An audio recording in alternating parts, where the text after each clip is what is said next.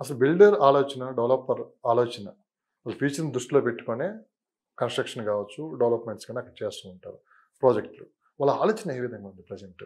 అంటే west market మీదే ఉందా, లేకుంటే ఫోర్త్ సిటీ వైపు ఉందా, లేకుంటే మరి కొంతమంది ఏంటంటే ఇప్పుడు వరంగల్ హైవే కావచ్చు, ఖమ్మం, ఇట్లా కొన్ని లొకేషన్ చూస్ చేసుకుని వెంచర్స్ చేస్తూ ఉంటారు. ప్రజెంట్ ఎక్కువ ఏ ఏరియాకి డిమాండ్ ఎక్కువ ఉంది, వాళ్ళ ఆలోచన కూడా ఏముంది, ఫ్యూచర్ ఎలా ఉండబోతుంది, అంటే ఫోర్త్ సిటీ కూడా రాబోతుంది కదా, ఒక ప్లానింగ్తో ముందుకు వెళ్తుంటారు. ఎందుకంటే ఎవరైనా సరే ఏ డెవలప్ అయినా బిల్డర్ అయినా ఒక 10 సంవత్సరాల ముందే ప్లాన్ తీసుకుంటారు, ఇలా ఉండబోతుంది అని చెప్పి ఒక అంచనాకు వస్తారు. వాళ్ళు ఒక అంచనాకు వచ్చి అక్కడ ల్యాండ్ కొని తక్కువ రేటుకి తర్వాత వాళ్ళు డెవలప్ చేస్తూ ఉంటారు. ప్రజెంట్ అసలు ఎలా? ఇప్పుడు అంటే చాలామంది ఏమనుకుంటున్నారంటే మార్కెట్ లేదు కదా, ఎవరు కొనట్లేదేమో అనుకుంటున్నారు. కానీ రీసెంట్ టైంలో నేను చాలా రిజిస్ట్రేషన్ ఆఫీస్లో రెగ్యులర్గా తిరుగుతుంటాం, మాకున్న నెట్వర్క్ ఉంటుంది కాబట్టి మీరు మండే కానీ ఫ్రైడేలు కానీ స్లాట్లు దొరకట్లేదంటే నమ్మరు చాలామంది. మార్కెటే లేదు పడిపోయింది అనుకుంటారు. కానీ ఈ టైంలో ఏంటంటే ఎవరైతే డబ్బులు ఉంటాయో, ఎవరైతే బిల్డర్స్ కానీ డెవలపర్స్ కానీ ఉంటారో, ఇలాంటివి గతంలో వాళ్ళు చూసి వచ్చారు కాబట్టి నెక్స్ట్ అంటే ఎవ్రీ పెరగడానికి ముందు ఇలాంటి వస్తుంటాయి అనమాట. సో ఇలాంటి మార్కెట్ ఎక్కువ రోజులు ఉండదు. ఇప్పుడు జనాలకు కూడా అవేర్నెస్ వచ్చింది, వీడియోస్ వల్ల కావచ్చు, సోషల్ మీడియా వల్ల కావచ్చు, ఇన్ఫర్మేషన్ పెరిగింది. అందరూ ఒకటే కామన్గా ఏం చెప్తున్నారంటే నెక్స్ట్ మార్కెట్ పెరగబోతుంది, ఇప్పుడు డౌన్ ఉన్నప్పుడే కొనుక్కోండి అని అందరూ చెప్తున్నారు. సో మార్కెట్ లో ఉన్నప్పుడు, డౌన్ ఉన్నప్పుడు ఏంటంటే ల్యాండ్లు తక్కువలో వస్తాయి. ఇప్పుడు ఏంటంటే పెళ్లిళ్ళ అవసరాలకి ఇప్పుడు సీజన్ మంచిగా ఉంది, సో పెళ్లిళ్ళ అవసరాలకు అమ్ముకునే వాళ్ళు ఉంటారు, పిల్లల ఎడ్యుకేషన్ కోసం అమ్ముకునే వాళ్ళు ఉంటారు. దీని తర్వాత వాళ్ళకి ఏదైనా అవసరాలు ఉంటే అమ్ముదాం మన మార్కెట్లో పెడితే లాస్ట్ 1-2 ఇయర్స్ నుంచి పెద్దగా హెవీ రేట్ లేవు, పెద్దగా హెవీ డిమాండ్ అనేది కూడా ఎక్కడ వినిపించట్లేదు. సో దానివల్ల ఏమవుతుందంటే ఉన్న రేట్ కంటే కూడా చాలా 10 లక్షలు తక్కువ వచ్చినా అమ్మేద్దాం, 20 లక్షలు తక్కువ వచ్చినా అమ్మేద్దాం అనే ఆలోచనలో ఎక్కువ మంది ఉన్నారు. సో ఇలాంటి టైంలో డబ్బున్న వాళ్ళు ఆడే గేమ్ ఎలా ఉంటుందంటే తక్కువలో వస్తున్నప్పుడు వాళ్ళు ల్యాండ్ తీసుకొని పెట్టుకుంటారు. ఇప్పుడు 100 కోట్లు ఉన్న వ్యక్తికి ఓ 50 కోట్లు పెట్టి నేను ఇప్పుడు తీసుకోవడం వల్ల ఇమ్మీడియట్గా 1-2 ఇయర్స్ ఆర్ 3 ఇయర్స్లో ఇది 100 కోట్లు రిటర్న్ వస్తుంది నాకు అన్నప్పుడు వాళ్ళు ఏం చేస్తారంటే ఇలా వాళ్ళు లోన్ తీసుకురావడమా, లేదంటే వాళ్ళ ఫ్రెండ్స్ అందరు కలిపి కొలాబరేట్ అయి తీసుకోవడమా, లేదా వాళ్ళ దగ్గర ఉన్న ప్రాపర్టీస్ ఏమైనా ఒక లొకేషన్లో అమ్మేసి, ఫర్ ఎగ్జాంపుల్ ఇప్పుడు హైదరాబాద్లో ఒక 10 ఎకరాలు ఉందనుకోండి, ఇక్కడ 10 ఎకరాలు అమ్మేసి దూరంగా వెళ్ళి 100 ఎకరాలు కొంటారు. సో అప్పుడు ఏమవుతుందంటే ఇక్కడ వాల్యూ అనేది ఎక్కువ స్పీడ్గా పెరగడానికి ఛాన్సెస్ ఉంటుంది. ఇప్పుడు తక్కువలో వస్తున్నప్పుడు ఈ తక్కువలో ఉన్న మార్కెట్ని నేను గ్రాప్ చేసుకుంటే రేపు నేను దీన్ని ఎలాగైనా వాడుకోవచ్చు, వెంచర్లు వేసి అమ్ముకోవచ్చు, లేదా ఫ్లాట్స్ కట్టవచ్చు, ఇంకేదైనా డెవలప్మెంట్ చేసుకోవచ్చు. అండ్ ఇప్పుడున్న మార్కెట్ కండిషనే ఇప్పుడు ఈ 2-3 సంవత్సరాలు మాత్రమే మనకు తక్కువలో వస్తుంది. ఒక్కసారి regional link road work start అయిందంటే, ఒక్కసారి పనులు మన కళ్ళ ముంగట జరగడం మొదలైనాయంటే కంప్లీట్ అవ్వాల్సిన అవసరం లేదు, వర్క్ స్టార్ట్ అయితే చాలు. రేట్లు ఎప్పుడు పెరుగుతాయంటే అన్నీ అయిపోయినాక పెరగదు. అండ్ జనాలు కూడా ఎప్పుడు వస్తారంటే అన్ని డెవలప్మెంట్ అయిపోయినాక వస్తారనుకుంటారు, కాదు, ఎప్పుడైతే డెవలప్మెంట్ అవుతూ ఉంటుందో అప్పుడు జనాలు వస్తారు. సో ఈ బిల్డర్స్ వీళ్ళందరూ కూడా ఏంటంటే ఎకానమీ బూస్ట్ చేయడానికి హెల్ప్ చేస్తున్నారు. సో గవర్నమెంట్ కూడా వీళ్ళకి సపోర్ట్ చేయడానికి కొత్త పర్మిషన్లు ఎందుకు ఇస్తుంది, ఎందుకు ఇంత ఇన్ఫ్రాస్ట్రక్చర్కి హెల్ప్ చేస్తుంది అంటే రాబోయే రోజులలో ఇది ఖచ్చితంగా అవసరం పడుతుంది. సో మార్కెట్ని పెంచాలి, అక్కడ ఎమ్యూనిటీస్ ఫెసిలిటీస్ ప్రొవైడ్ చేయాలి, కస్టమర్కి ఇంకా మనం డిఫరెంట్గా ఎక్స్ప్లోర్ చేసే విధంగా మంచి ఆపర్చునిటీస్ కల్పించాలని చూస్తున్నారు. సో ఇప్పుడున్న మార్కెట్ కండిషన్లో ఎక్కువ మంది ఏంటంటే డబ్బులున్న వాళ్ళు కొనిపెట్టుకుంటున్నారు. అండ్ ఇంకోటి ఏంటంటే కొనాలా వద్దా అని డైనమోలో ఉన్న వాళ్ళు కూడా మెల్లిమెల్లిగా రికవరీ అవుతున్నారు. చలో కొందాంలే, ఈ ఎక్కువ రోజులు ఈ మార్కెట్ ఇలా ఉండదు. అయినా కూడా ఏంటంటే ఇప్పుడున్న మార్కెట్లో మీకు ఛాన్స్ ప్రాపర్టీస్ దొరుకుతాయి, మంచి రీసేల్ ప్రాపర్టీస్ దొరుకుతాయి, మంచి బిట్స్ మీకు అనుకూలంగా దొరుకుతాయి, మీరు 10 చోట్ల తిరగవచ్చు. అదే కనుక మీకు మార్కెట్ బాగా అగ్రెసివ్గా భూమి ఉన్నప్పుడు ఏమవుతుంది, మీరు అన్ని తిరగలేరు. అప్పుడు ఏంటంటే మీకు ఈ రోజున్న రేటు కూడా రాదు. అండ్ ఇంకోటి ఏమవుతుందంటే ఒక్కసారి ఒక ఏరియాలో ఒక ప్రైస్కి అమ్మారంటే అంతకు మించి తక్కువలో అమ్మారు మళ్ళీ. సో మొన్న పలానా వాళ్ళు అమ్మారు కదా, వాళ్ళు ఈ రేట్కి అమ్మారండి, మాకు మినిమం ఈ రేట్ వస్తేనే అమ్ముతాం, ఇంతకన్నా తక్కువలో అమ్మలేము. అట్లా ఒక సెట్ చేసిన తర్వాత అక్కడ నుంచి పైకి వెళ్తుంది కానీ ఇంకా తక్కువలో అమ్ముకోలేదు. రీసేల్ మార్కెట్లో ప్రైజెస్ ఏమైనా తగ్గుతున్నాయా? రీసేల్ మార్కెట్లో మంచిగా తగ్గుతున్నాయి ఇన్ ద సెన్స్ అవసరాలకు తగ్గట్టు. ఎంత పర్సెంటేజ్ ఆఫ్ అది చూపిస్తుంది?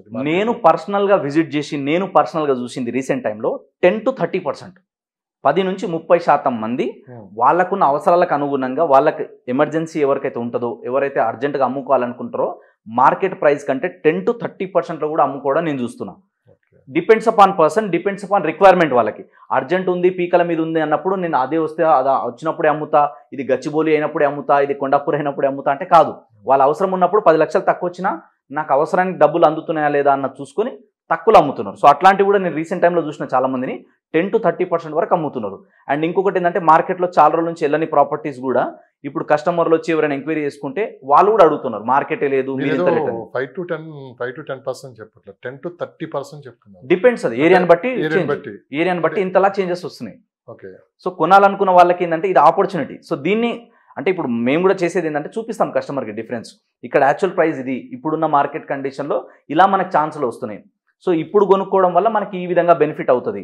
సో ఎప్పుడు కూడా మనం ఏంటంటే ఉన్న ప్రైస్ కంటే ఆల్రెడీ అడ్వాన్స్లో మనం బెనిఫిట్లో ఉంటాం. అదంతా డెవలప్ అవ్వాలి, అదంతా గ్రో అవ్వాలి, అదంతా గ్రో అయిన తర్వాతనే కొంటాము. లేదా మళ్ళీ మార్కెట్ ఎప్పుడైనా కానీ అంటే నేనేం సజెస్ట్ చేస్తాను అంటే, మీరు ప్రాపర్టీస్ అమ్మాలి లేదా దీని నుంచి మనీ రొటేషన్ చేసుకోవాలి అనుకుంటే మార్కెట్ బాగా బూమ్ ఉన్నప్పుడు, అగ్రెసివ్ ఉన్నప్పుడు అమ్మడానికి పెట్టాలి. కానీ కొనాలి అనుకున్నప్పుడు ఎప్పుడు కూడా ఏంటంటే మార్కెట్ స్లో ఉన్నప్పుడు, డౌన్ ఉన్నప్పుడే మీ దగ్గర డబ్బులు రెడీ ఉన్నాయనుకోండి, అది ఎట్లా బార్గెన్ చేస్తారంటే చాలామంది డబ్బులు రెడీ పెట్టుకుని ఉంటారు. డబ్బులు రెడీ పెట్టుకుని ఉంటే ఇచ్చే వ్యక్తి కూడా ఇంకో రూపాయి తగ్గి వస్తారు ఖచ్చితంగా. ఫర్ ఎగ్జాంపుల్ మీకు 10 లక్షలు చెప్పిండు అనుకోండి, మీరు ఇమ్మీడియట్గా రేపు పొద్దున డబ్బులు ఇస్తే మీకు ఇంకో 50,000 తగ్గొచ్చు, 30,000 తగ్గొచ్చు, ₹1,00,000 తగ్గొచ్చు, డిపెండ్స్ అది.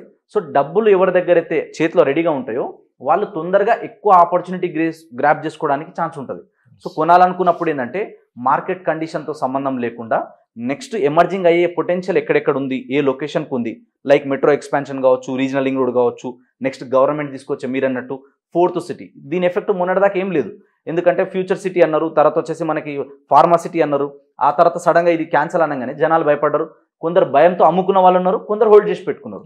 కానీ అప్పటికి ఇప్పటికి మీరు తీసుకుంటే కొన్ని ఏరియాలలో ఈ ఫ్యూచర్ సిటీ చూపించి అక్కడ ఏం లేదు, ఇంకా ఏం రాలేదు. మీరు లైవ్లో కూడా చాలాసార్లు వెళ్ళి చూసారు, ఆల్రెడీ మీరు డ్రోన్ వీడియోస్ తీశారు.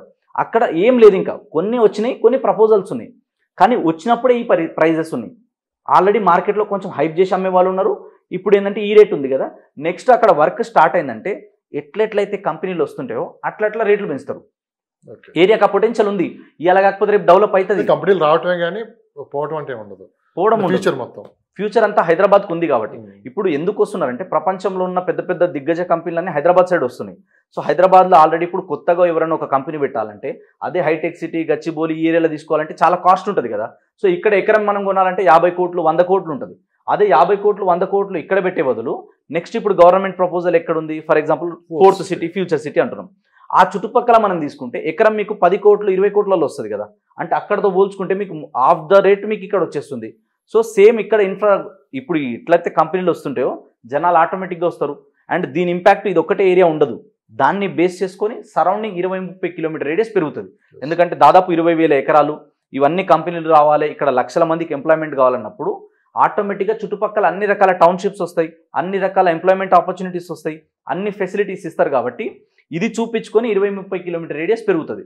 కాబట్టి ఫ్యూచర్ సిటీ కావచ్చు, మెట్రో ఎక్స్పాన్షన్ కావచ్చు, నెక్స్ట్ ఏవైతే హైవేస్ ఎక్స్పాన్షన్ ఉన్నాయో, అండ్ ఇప్పుడు గవర్నమెంట్ కూడా నెక్స్ట్ ప్రపోజల్ ఏం తీసుకుందంటే ఎనీ నేషనల్ హైవే కావచ్చు, స్టేట్ హైవే కావచ్చు, మినిమం మనకి 4 లైన్స్ ఉండాలి. ఇప్పుడు శ్రీశైలం హైవే ప్రజెంట్ 2 లైన్స్ ఉంది, ఇది కూడా 6 లైన్స్ ఎక్స్పాన్షన్ చేయాలి. దీని తర్వాత ఏంటంటే ఇప్పుడు ఏదైతే నెక్స్ట్ విజయవాడ హైవే అని మనం మాట్లాడుతున్నామో ఇది మనకి తెలంగాణ, ఆంధ్రప్రదేశ్ అంటే అమరావతికి, హైదరాబాద్కి కనెక్టింగ్ రోడ్ అవ్వడం, ఈ రోడ్ వైండ్ చేయడం, ఇక్కడ కూడా మనకి ఇండస్ట్రీస్ రావడం, తర్వాత వచ్చేసి ఇక ఫార్మాస్ రావడం. ఇక్కడ వెస్ట్ సైడ్లో ఆల్రెడీ జహీరాబాద్ వరకు మార్కెట్ వెళ్ళిపోయింది. ఇప్పుడు సంగారెడ్డి వరకు ఎక్కడ కొనలేని పరిస్థితి అయిపోయింది. సంగారెడ్డి దాటిన తర్వాత నెక్స్ట్ ఇప్పుడు అంటే సదాశివపేట్, కంకోల్, అక్కడ నుంచి జహీరాబాద్ ఈ మార్కెట్ ఎక్కువ నడుస్తుంది. అక్కడ దాకా వెళ్ళిపోయింది ఆల్రెడీ మార్కెట్.